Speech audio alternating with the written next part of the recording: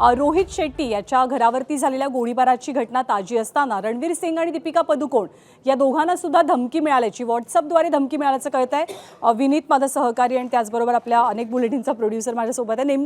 नेमकं विनीत काय झालं, धमकी काय आणि सुरक्षाही तैनात केल्याचं कळतंय? नक्कीच म्हणता येईल की बॉलिवूड ही नक्की कोणाच्या निशाणावर आले, गँगस्टर पुन्हा एकदा बॉलिवूडला टार्गेट करतं का हे समोर म्हणजे प्रकाशाने जाणवतंय। याआधी रोहित शेट्टीच्या घरावर गोळीबार झाला होता, लॉरेन्स बिश्नोई गँगचं नाव पुढे आलं होतं।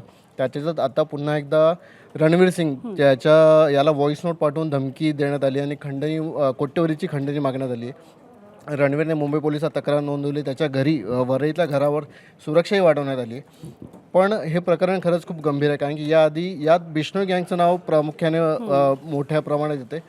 याआधी सलमान खानच्या घरावर ज्यावेळी गोळीबार झाला होता तेव्हा शुभम लोणकरचं नाव आलं होतं। तोच मास्टर माइंड रोहित शेट्टीच्या घराच्या गोळीबारातही पुढे आहे। त्यामुळे आता रणवीरला आलेल्या धमकी आणि बिश्नोई गँगचं वाढणारं प्रस्थ, जी दहशत माजवण्याचा प्रयत्न आहे, याचं काही कनेक्शन आहे की याचा तपास करावा लागेल।